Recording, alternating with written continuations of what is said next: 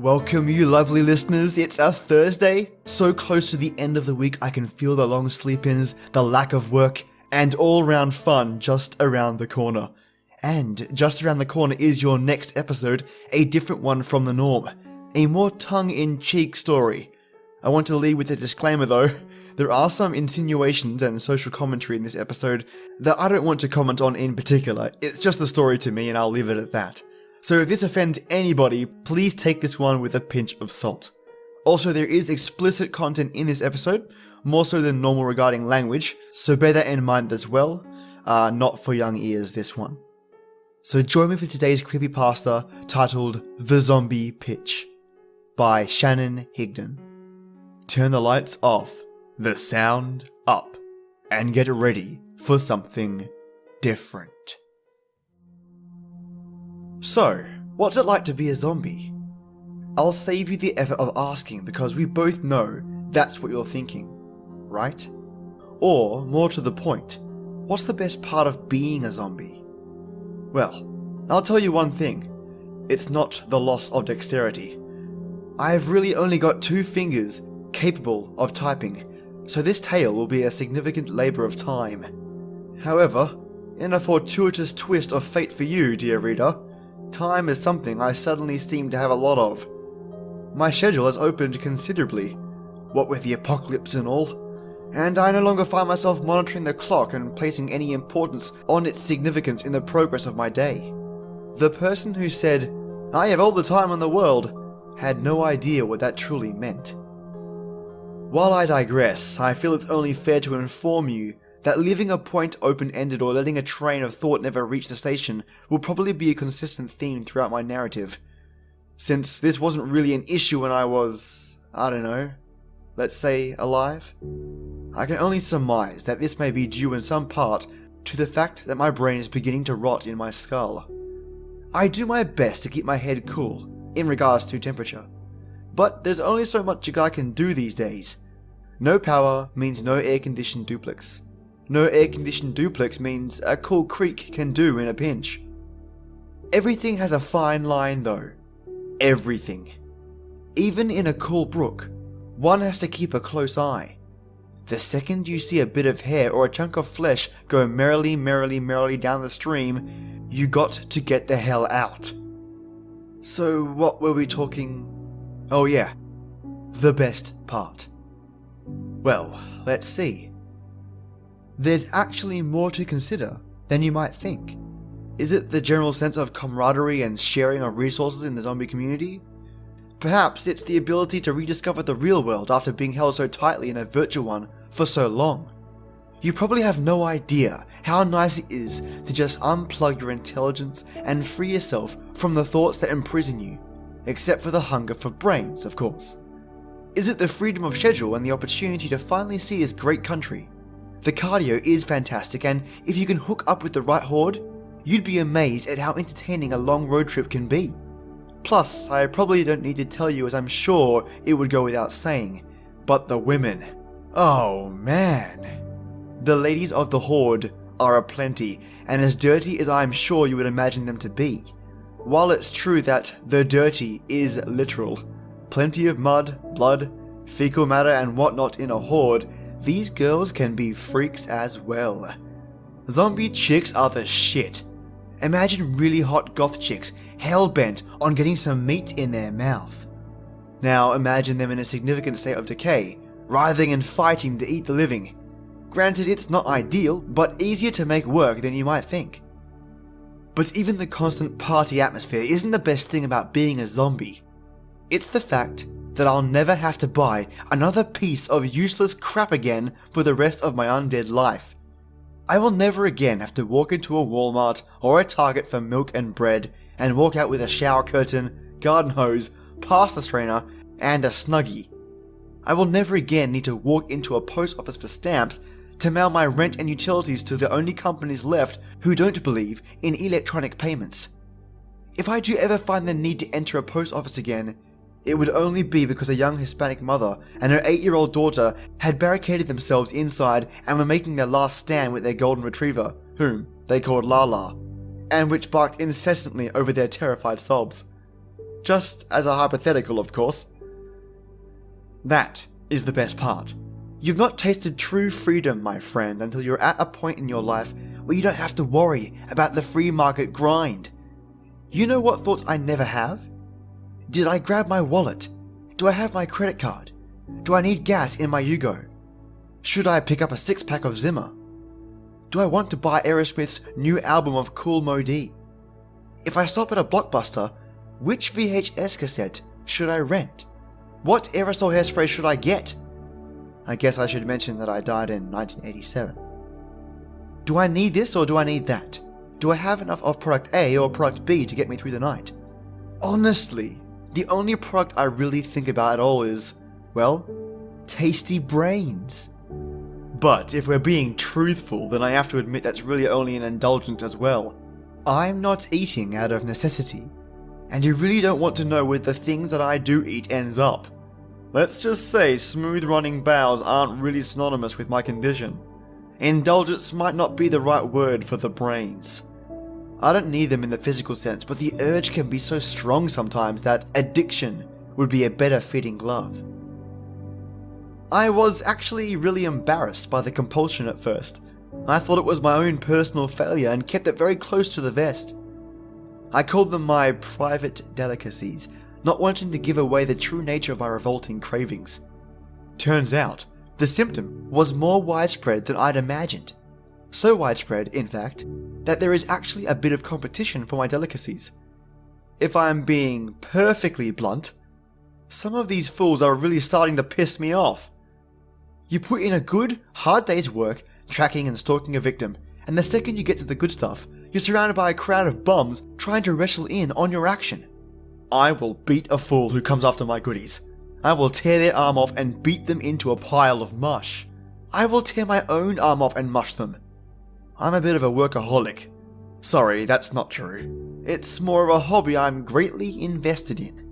A hobby that I find myself singularly focused on with laser intensity. If you must put yourself in my shoes, then think about how much time you spend looking at porn, and you should be able to equate. I'm aware that I have a problem, but the one thing the zombie community is painfully short on is any type of outreach or self-help programs. There's no, "Hi, I'm Chuck, and I'm addicted to chowing grey matter." So given the circumstances, it's only fair to warn you of the consequences. You don't want to mess with my delicacies. If someone's cool and shows respect and patience, then yeah, I'll share with them. It's not like I don't have a heart, I think. Kind of hard to say at this point, but you get the gist.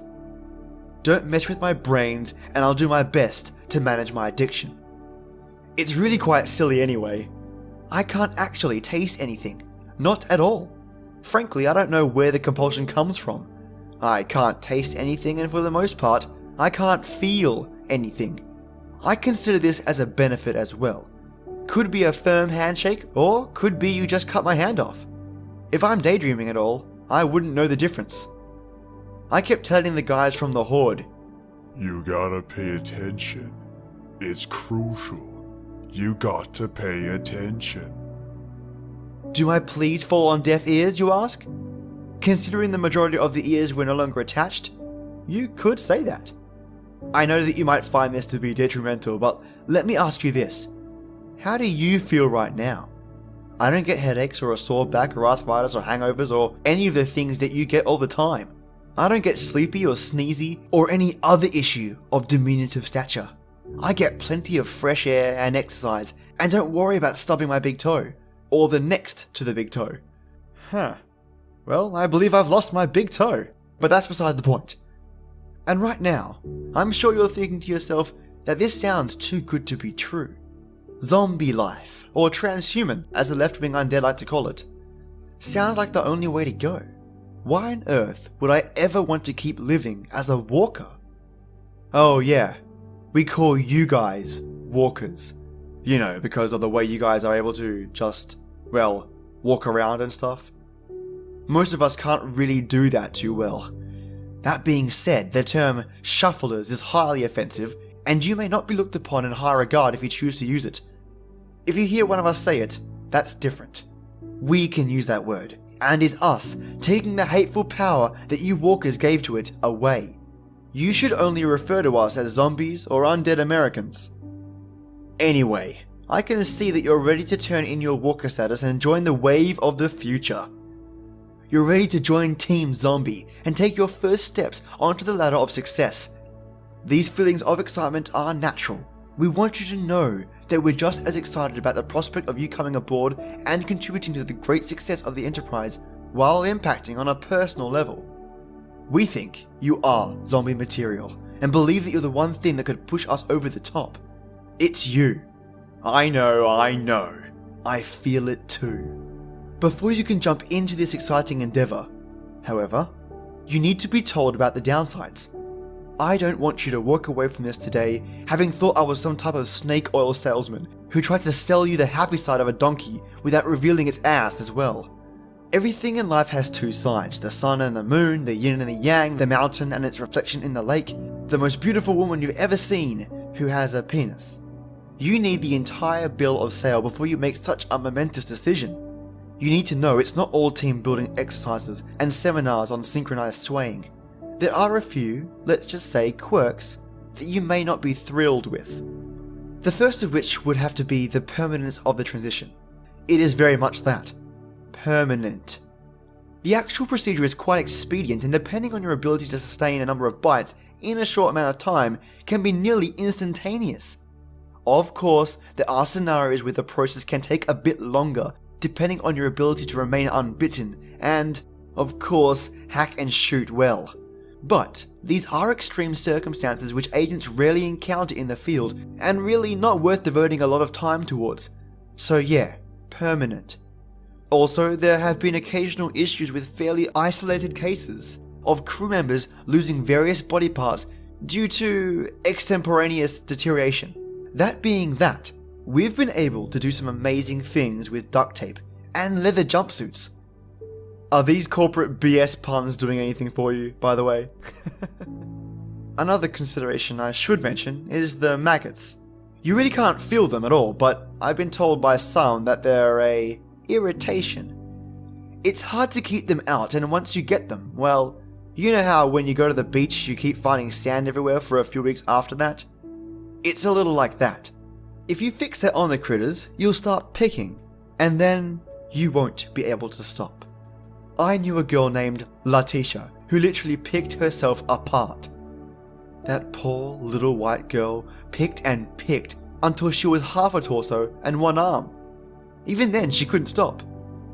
Poor sweet Latisha picked until her arm and head fell away. Don't get too upset, please. Imagining this sweet mother of three lying in a pile of separated limbs and flesh. She was able to get rid of all the maggots, which was a tremendous victory for her personally. Although she was anorexic and the loss of weight had greatly improved her self-body image. A mutual friend set her head up with a guy named Winchester, who was also just a severed head. Being an interracial couple, some people had their doubts, but they're still together today and living with his mother and her boyfriend, who we suspect is putting his hands on her, but no one can prove it. You'd think it wouldn't be that hard to do since he's the only one in the household with actual hands. Not to mention being a player. Leroy's a slick one. He's got an excuse for everything. Why are you with that woman, Leroy? Well, see. She said she knew a guy who had some brains for us down the way, so I was just gonna see if I could get some brains for us. Because you like brains, baby. And I like you. Shit. Love you. So much love and brains because I'm your man. And brains. Why are you coming out of that woman's bedroom, Leroy? Yeah. You see, this crazy woman, I do not know, asked me to walk her dog, and I said, bitch, I ain't walking your dog. I'm gonna eat your dog. And then I ate her dog. And that's when you saw me coming out there. Plus, I was getting you some brains, baby. There's really no catching him in a lie, and now we don't even try. Leroy, why did you even bring that punk ass up?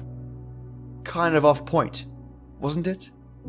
So anyway, before I was so rudely interrupted, maggots. They can get behind your eyeballs. Usually they'll just push your eye so that it's looking a slightly different direction. I know it might seem like a disability, but I've seen some amazing people overcome this to not live their amazing lives. Sometimes what you focus on is more important than what you see. Worst case scenario would be the maggots pushing your eyeball out of your head completely. This usually works in two ways.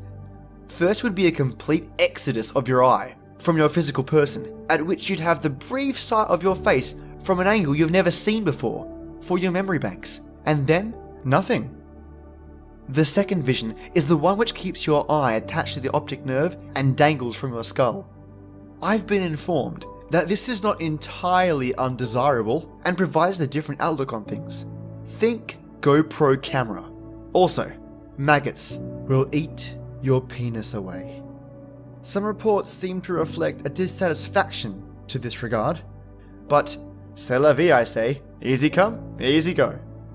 Other than that, the maggots, it's all peaches and cream and grey matter sundaes. No life is perfect, but I think we both know that this is the life for you. It's time for you to stand tall and join the revolution. You will be in the in crowd for once. You can't cast aside your inhibitions and start sporting the morgue. You can use that, by the way, if you want to. I'm trying to get it trending. Remember Madonna's Vogue? It's supposed to be like that. I've already gotten it copywritten before you get any ideas, douchebag. But again, feel free to use. For example, you look pretty badass, lady and sir. Thank you, we're morguing. So just put your hands up and morgue. I know, it's great, right? Since I can tell you're confident about the decision to go zombie, I've got some good news for you. I know you've been hem-hawing about the way to go. Should I go with a little nibble? Should I hang myself in the closet? If that's confusing, I'll clarify. You already have the zombie virus in your bloodstream, and all you have to do now is die. Yeah, that stupid continuity filler is actually a thing now. Don't blame our apocalypse on Hollywood's lack of originality. Anyway, you need not fret over the particulars of your transition. I've made the experience painless and nearly unnoticeable. A small speck of infected blood mixed with an epidermal absorption chemical dropped onto a small area can be enough to turn a walker. A small area like, say, the down arrow on a keyboard? A little drop and keep someone occupied for just enough time to read a short story. See you soon. Thank you for listening to this episode, and the credit for this story goes to Shannon Higdon. I hope you enjoyed this one. A very different take on the zombie apocalypse. Do you like it? Dislike it?